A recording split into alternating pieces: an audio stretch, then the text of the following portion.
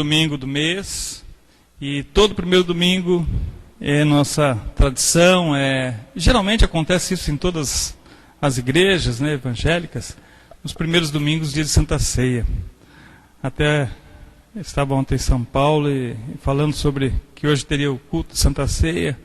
Uma familiar nossa falou, amanhã também na nossa igreja é domingo de Santa Ceia. A Santa Ceia é um momento especial de fé da igreja, do povo de Deus, de todos aqueles que confessam Jesus como Senhor e Salvador de suas vidas.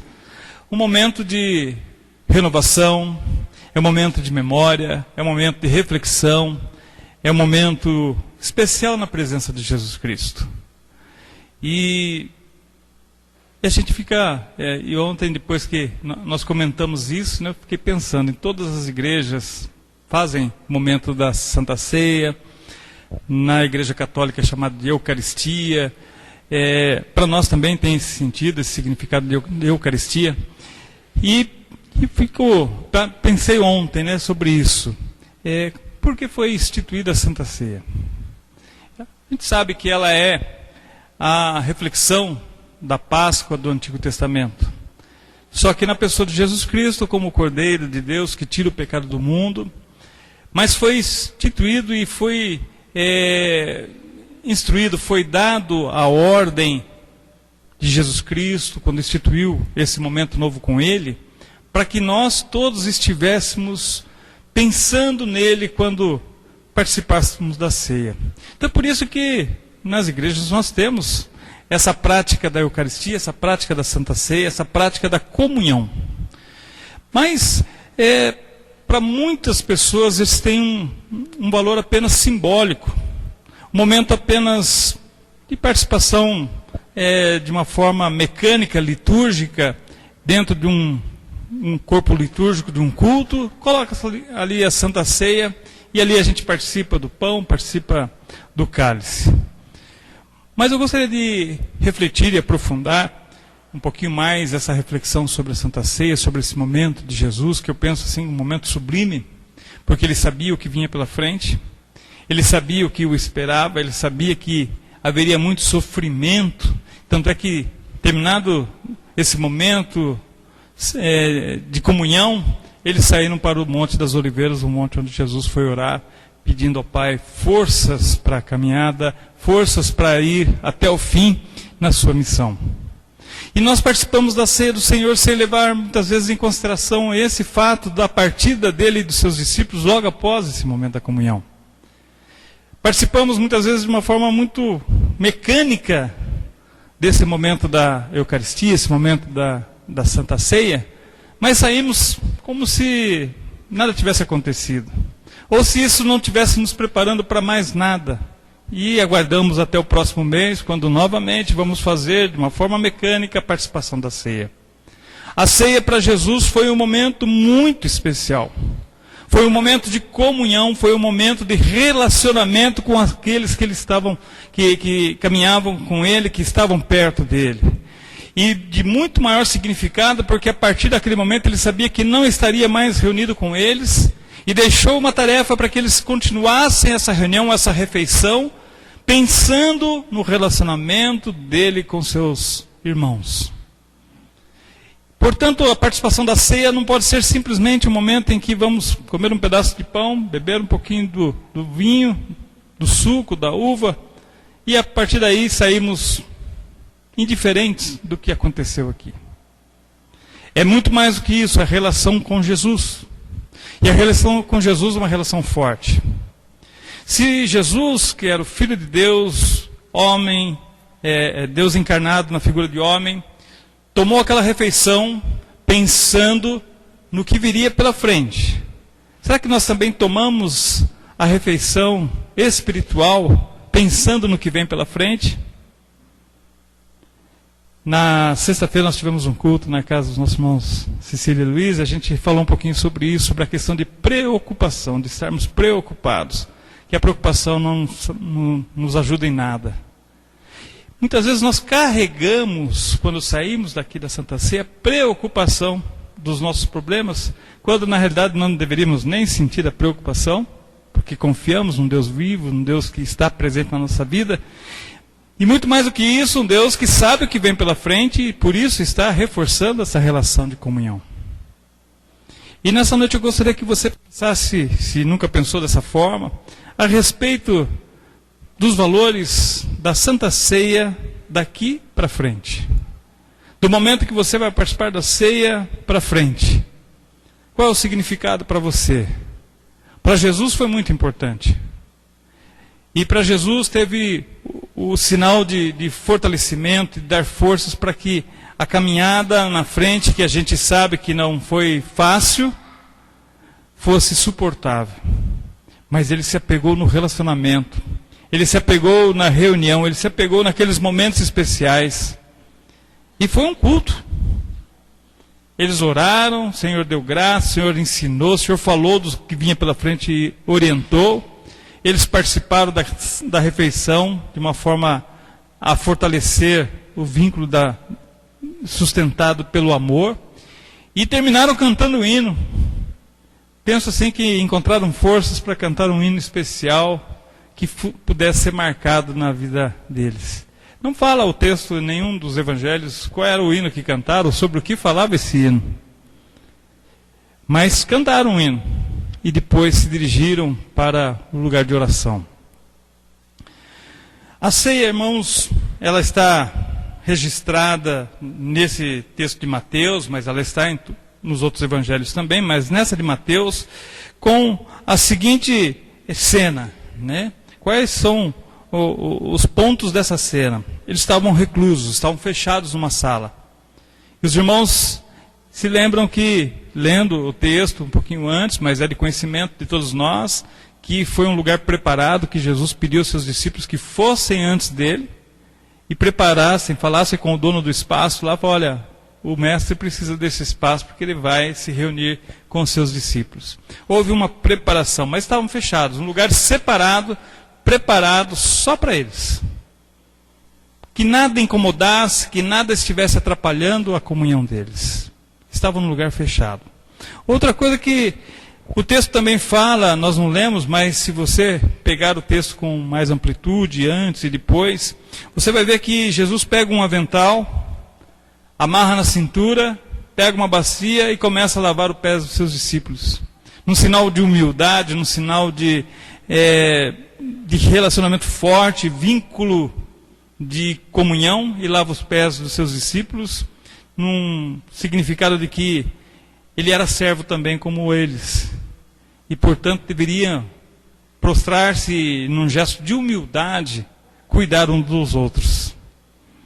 Também, depois de lavar os pés dos discípulos, eles fazem uma reflexão, pensam em tudo aquilo que vivenciaram no período de ministério de Jesus, pensam no relacionamento, nas conversas, em tudo aquilo que passaram nesse período que estavam juntos. Pensaram um no outro, pensaram nos atos, talvez até tenham comentado de vários fatos que vivenciaram, que estiveram vivendo, e que puderam perceber a vitória. Uma reflexão bonita, uma reflexão especial. Uma conversa, não foi uma formalidade, não foi um gesto formal, porque a formalidade mata, a formalidade ela estraga os nossos relacionamentos. Depois fazem uma refeição em conjunto. Nós hoje usamos o pedacinho do pão e o cálice para simbolizar, para significar esse momento da comunhão, mas naquele dia eles comeram. Jesus foi partindo o pão, distribuindo para eles, e eles pegaram um cálice, cada um de vinho, foi tomando e conversando. Naquela refeição, foram falando um com o outro. E Jesus colocando valores especiais daquela relação com eles.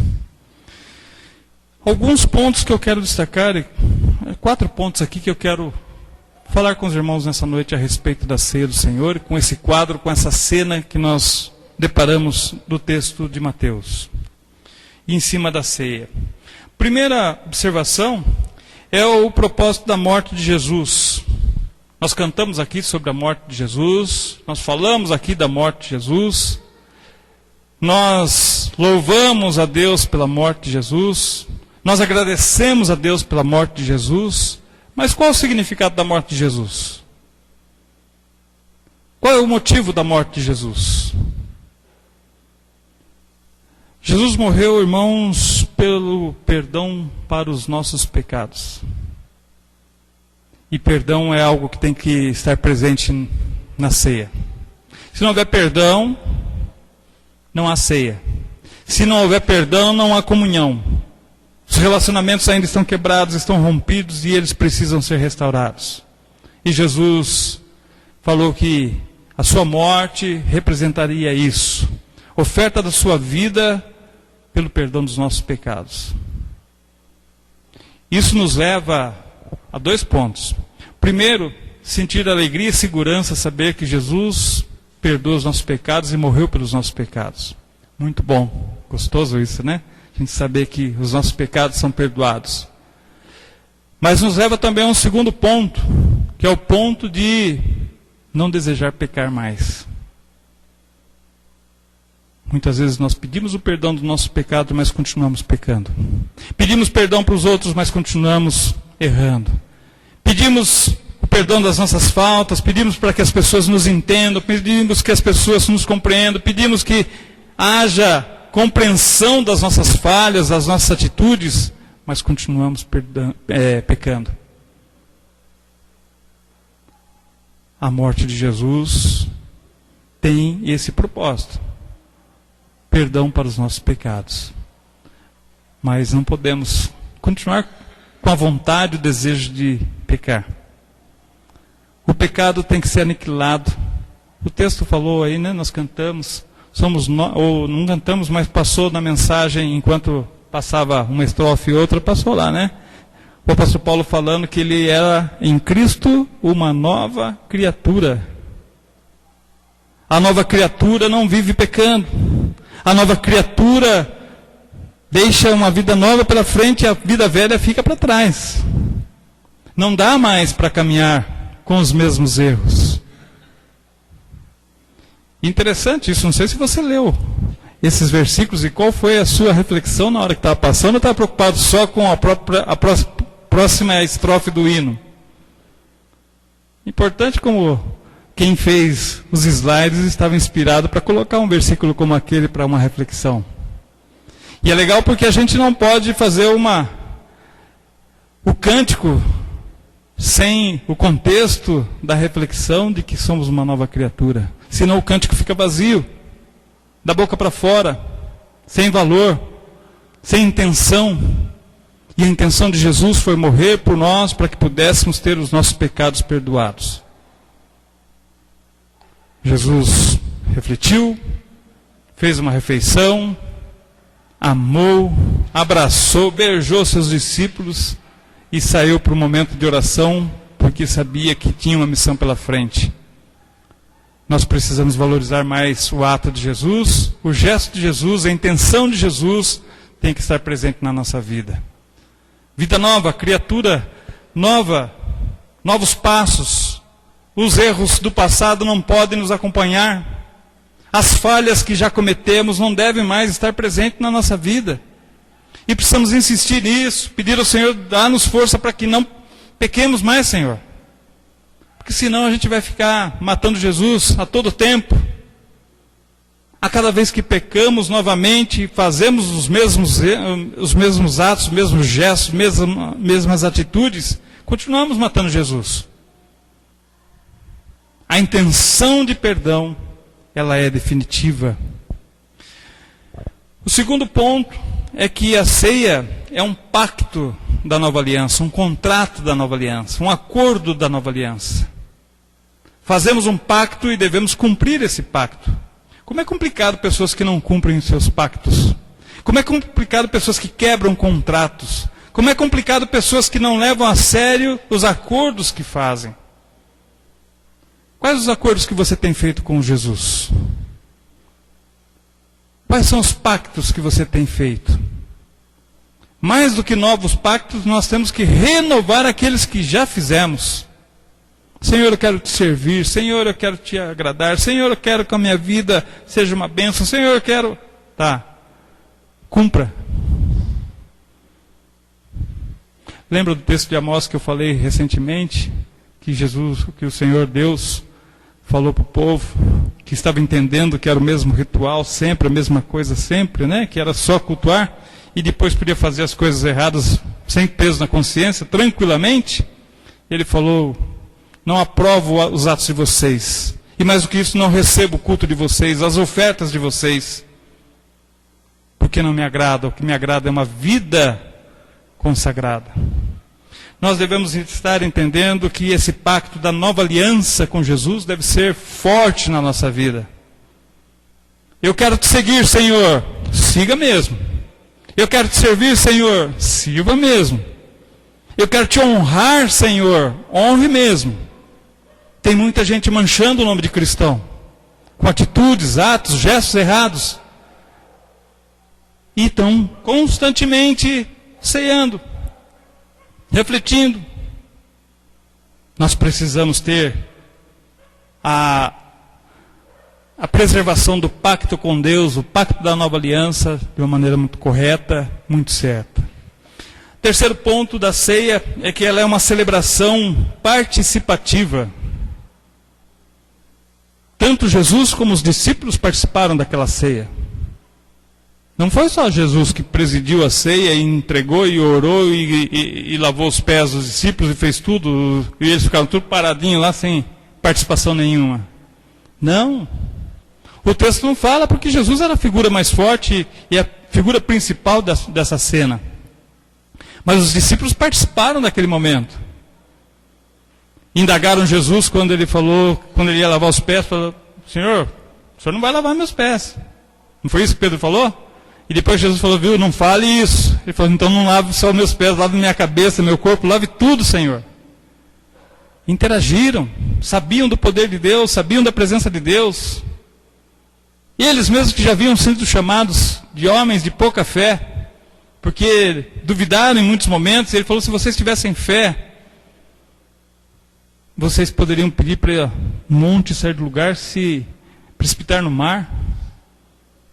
Nós precisamos entender que a participação dos discípulos também foi importante. Você está participando nessa noite da ceia do Senhor, participando desse culto do Senhor. Ela é participativa, não é só o Senhor que está falando no nosso coração, mas nós devemos abrir o nosso coração ao Senhor. Senhor, me ajuda, me orienta, me abençoa, me aceita na tua presença. Ela é participativa, e como é bom participar. Como é bom saber que Deus participa conosco do momento da ceia. Por último, irmãos, nós precisamos lembrar que na celebração da ceia, nós temos a consciência de Cristo. Consciência de Cristo.